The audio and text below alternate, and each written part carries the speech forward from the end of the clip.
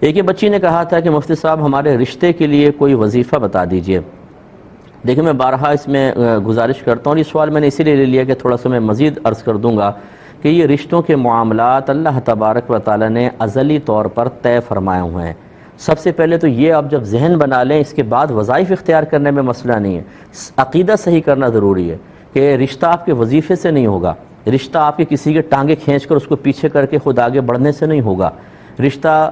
کسی کے بارے میں جھوٹ بول کر اس سے بدگمان کر کے اس کو ہٹا کر اپنے آپ کو سامنے لانے سے نہیں ہوگا، رشتہ کسی کے گن پوائنٹ پہ زبردستی کروانے سے نہیں ہوگا، رشتہ مطلب وہ اگر راضی نہیں ہے تو پھر تو نہیں ہوگا، اگر زبان سے الفاظ ادا کر دے الگ بات ہے، لیکن مراد کہنے کی یہ ہے کہ ہم زبردستی کر لیں، کوئی وظیفہ پڑھ لیں، جیسے کوئی لڑکی کہے فلاں لڑکے سے ہی میری شادی ہو جائے،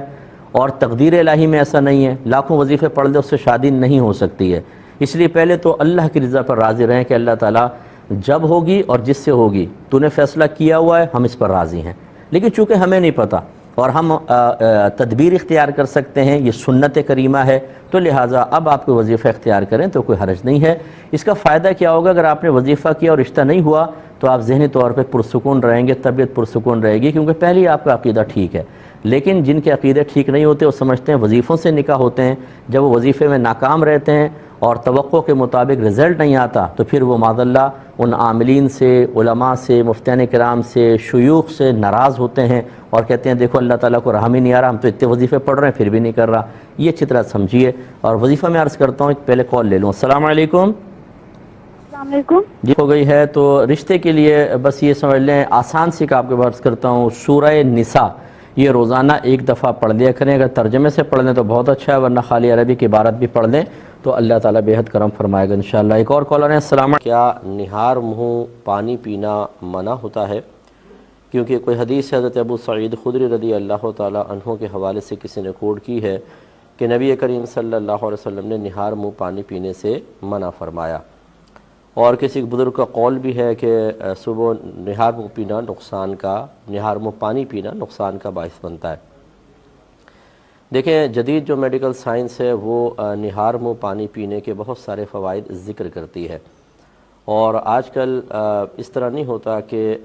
سنی سنائی بات پر عمل پیرا ہوں، بلکہ ڈاکٹرز جو ہیں وہ ایک طویل عرصے تک تحقیق کرتے ہیں اور کئی 100 افراد پر ایک چیز کو آزمایا جاتا ہے، پھر ان کے رزلٹ جمع کیے جاتے ہیں، پھر کوئی نتیجہ مرتب کیا جاتا ہے، اور یہ تو نہیں کہا جا سکتا کہ اس میں غلطی کے احتمالات ختم ہو جاتے ہیں، تو بتقاضۂ بشریت بعض اوقات تحقیق کے نتائج غلط بھی نکل آتے ہیں اور وہ بعد میں چینج بھی کیے جاتے ہیں، کیونکہ جن 100 افراد کا آپ نے انتخاب کیا ہو سکتا ہے نہار منہ پانی کے اثرات ان کے اوپر الگ ہوں، لیکن جب آپ مزید 100 کو لے لیں تو ان میں کچھ رزلٹ میں فرق آئے، لیکن بہرحال جو تحقیق کی گئی تو یہ پتہ چلا کہ اس کے بے شمار فوائد، نہار منہ پانی پینے کے بہت سارے فائدے سامنے آئے ہیں۔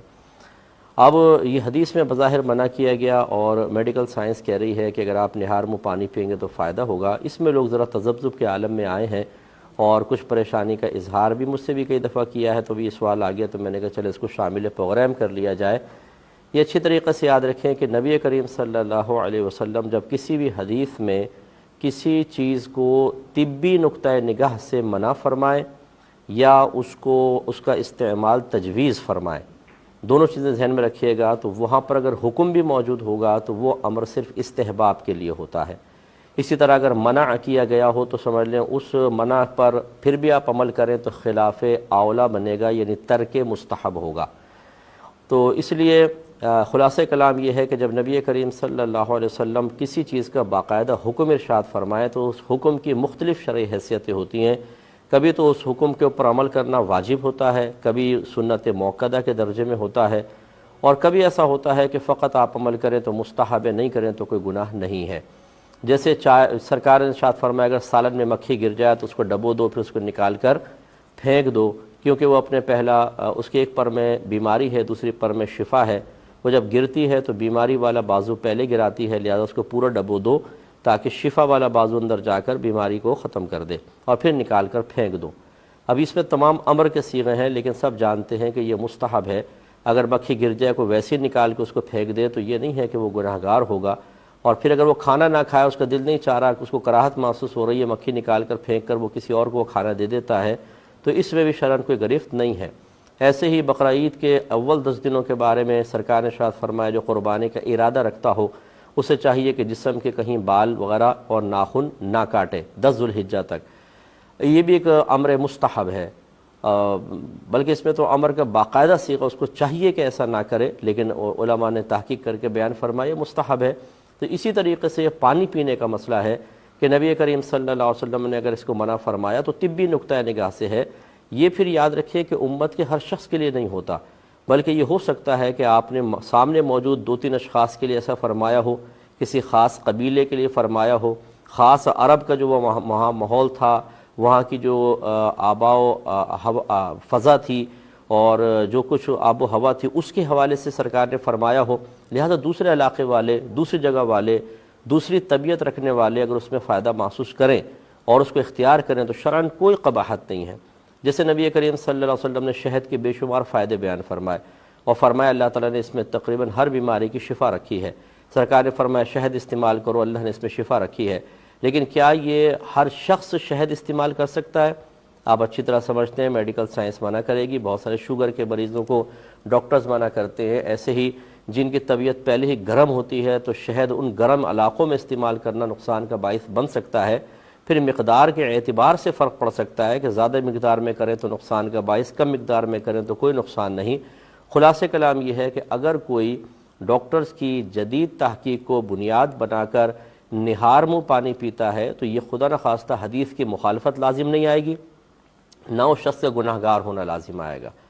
اگر کوئی اور یہ ایک اصول اور یاد رکھیں، اگر نبی کریم صلی اللہ علیہ وسلم ارشاد فرمائے کہ یہ نہ کرو، یوں فرمائے کہ اس میں نقصان ہے، فقط اتنا کہیں پر آ جائے اس میں نقصان ہے،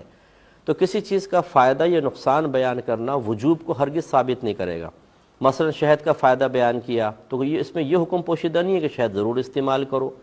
اگر کہیں پر آ جائے کہ نہار منہ پانی نقصان کا باعث ہے تو اس کا مطلب یہ نہیں ہے کہ فرمایا جا رہا ہے پانی استعمال ہی نہ کرو، بلکہ وہ ایک مشورہ ہوتا ہے، ہو سکتا ہے کہ یہ ایک شخص کے لیے نقصان کا باعث ہو لیکن دوسرے کے لیے فائدہ مند ہو، تو اس لیے آپ استعمال کرنا چاہیں تو کوئی حرج نہیں ہے۔ بہن نے پوچھا ہے کہ واش روم میں اکثر بیسن ہوتے ہیں تو کیا ہم وہاں پر وضو کرتے ہوئے بسم اللہ پڑھ سکتے ہیں کہ نہیں؟ دیکھیں اس کے لیے وہاں نہ پڑھیں، یہی بہتر ہے کہ ایسی جگہ پر ذکر الہی منع ہوتا ہے۔ اس کا طریقہ یہ ہے کہ جب آپ واش روم میں داخل ہونے لگیں تو اس سے پہلے ہی باہر بسم اللہ بھی پڑھ لیں اور دعا پڑھ لیں، پھر آپ اندر داخل ہوں، پھر واش روم سے جیسے فارغ ہونے کے بعد آپ وہیں پر بیسن پہ وضو کریں، اس وقت بسم اللہ نہ پڑھیں کہ پہلی پڑھی گئی بسم اللہ ہی آپ کے لیے کافی ہے۔ ادھر پڑھ لی بسم اللہ تو گناہگار نہیں ہوں گے، ادب کے خلاف ہے لیکن گناہگار نہیں ہوں گے۔ نماز میں کوئی مکروہ تحریمی فعل ہو جائے تو کیا ہم فوراً نماز کو توڑ کر نئے سرے سے ادا کر سکتے ہیں؟ دیکھیں مثال کے طور پہ مکروہ تحریمی کیسے، جیسے نماز اللہ اکبر سے شروع کرنی چاہیے، کسی نے اللہ العظیم کہہ کر شروع کیا، نماز شروع ہو جائے گی، لیکن چونکہ لفظ اللہ اکبر سے شروع کرنا واجب تھا، ترک واجب ہوا تو نماز مکروہ تحریمی ہوگی، اس کو لوٹانا واجب ہوگا۔ اب یہ کہہ رہے ہیں جیسے مثال کے طور پہ اللہ العظیم زبان سے نکل گیا، اب ہاتھ باندھ لیے تو کیوں نہ نئے سرے توڑ دیں، نئے سرے سے نماز کو شروع کر لیں، یا پھر بعد میں اس کو لوٹانا ہوگا۔